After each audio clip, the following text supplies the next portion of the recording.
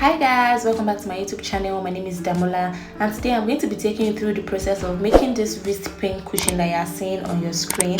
This tutorial is actually beginner friendly and it is very easy, so let's just get right into it.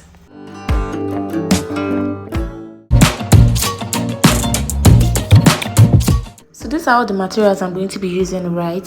I have my actual fabric, I have my hairstay and my elastic band. I used 1-inch elastic band for this project. So the first thing that I went ahead to do was to draw up my circle. So I used this container cover that you're seeing on your screen to draw up my circle, and I drew 2 circles. So I'm going to go ahead and cut it out now, then I'm going to move on to the next step.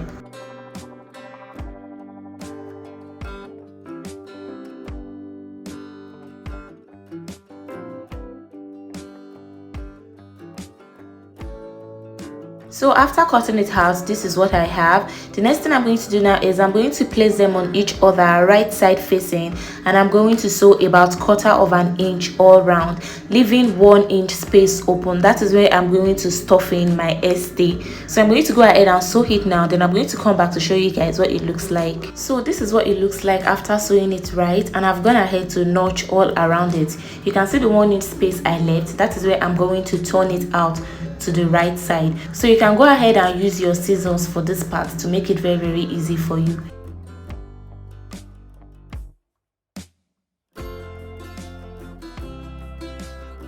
So after I was done with that, I went ahead to set it aside. So now I'm going to introduce my hairstay and I'm going to cut it into small pieces, so it's very easy for me to stuff inside the circle, right? So this is basically me just cutting it into small pieces, and after I'm done with that, I'm going to start stuffing it inside the circle.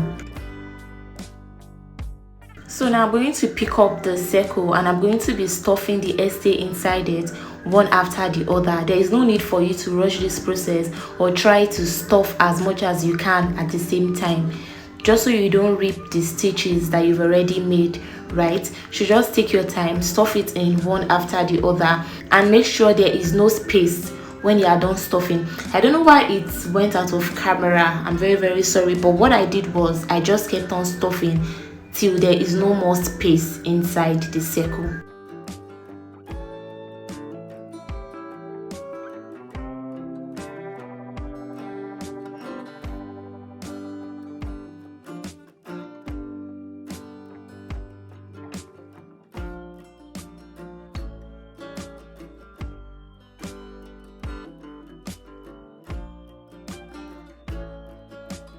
So at this point, I exhausted the hairstay that I already cut, so I had to cut another one so I can keep stuffing.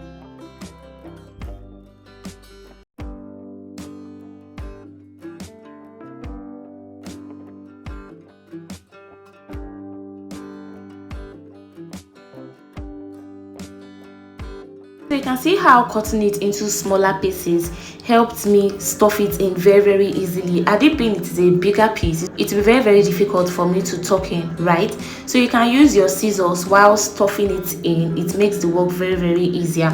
So at this point, I went ahead to eat it on the table to make it very flat, just to make sure there is no more space inside the circle. So now the circle is fully stuffed. The next thing I'm going to do now is to close that 1 inch opening, right? So I'm going to go ahead and fold in the 1/4 inch that I sewed in initially.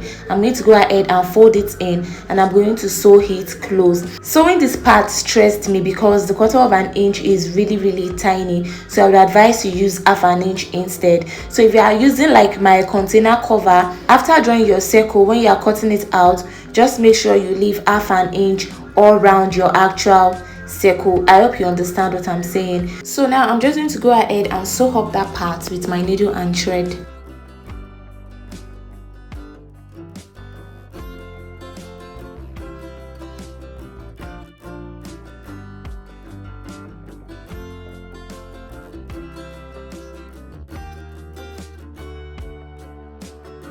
Make sure you arrange it properly and you fold each part in separately, so that when you are done and stitching, it is going to be very neat at the end of the day.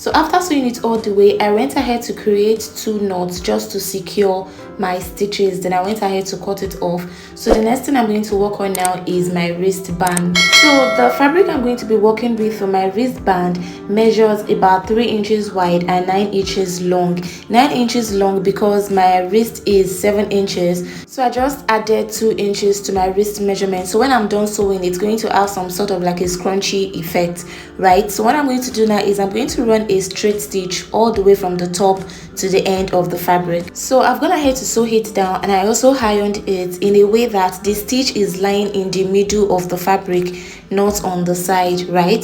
So now I'm going to go ahead and cut out my elastic. Like I said earlier, my elastic is measuring 1 inch. This is just me measuring my wrist. My wrist is 7 inches, so I'm going to go ahead and measure the exact 7 inches on the elastic, and I'm going to cut it out.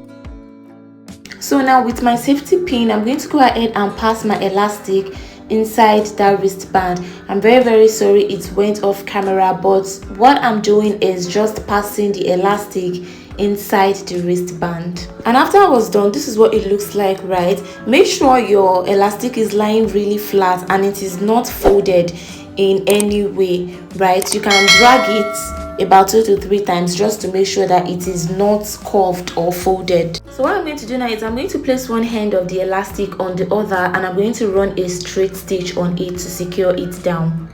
So after I was done sewing, this is what it looks like. So what I'm going to do now is to drag the fabric piece in a way that it is going to cover the elastic all the way, right? And even after covering it, one end of the actual fabric is going to go inside the other part of the actual fabric. Just watch what I'm doing.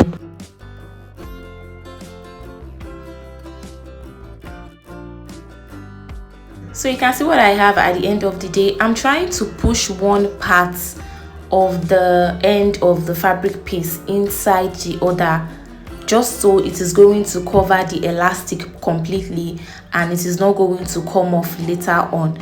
So just try to tuck one end of the fabric piece inside the other, just like you see me doing. I'm very sorry it is going out of camera. So after I was done, this is what it looks like. You can see one end of it is covering the other. So I went ahead to secure it down with my needle and thread. I'm going to go ahead and sew it down from one side to the other.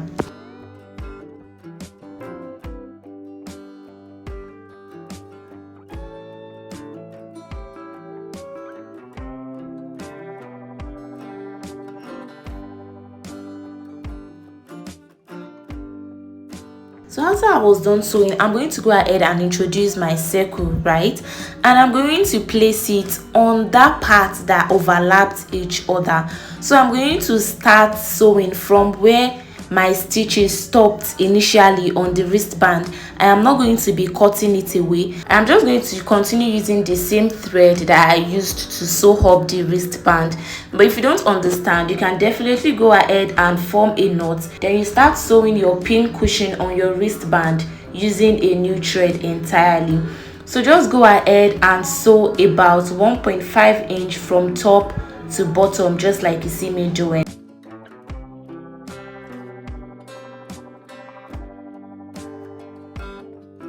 And after I was done sewing that part, at the point where my stitches stopped, right, I am going to insert my pin and make sure it comes out on the other side of the pin cushion at the exact place I want my next stitch to start for the other side, just like you see me doing. Then I'm going to bring it out from that side, right? Then I'm going to start and stitching that part down again.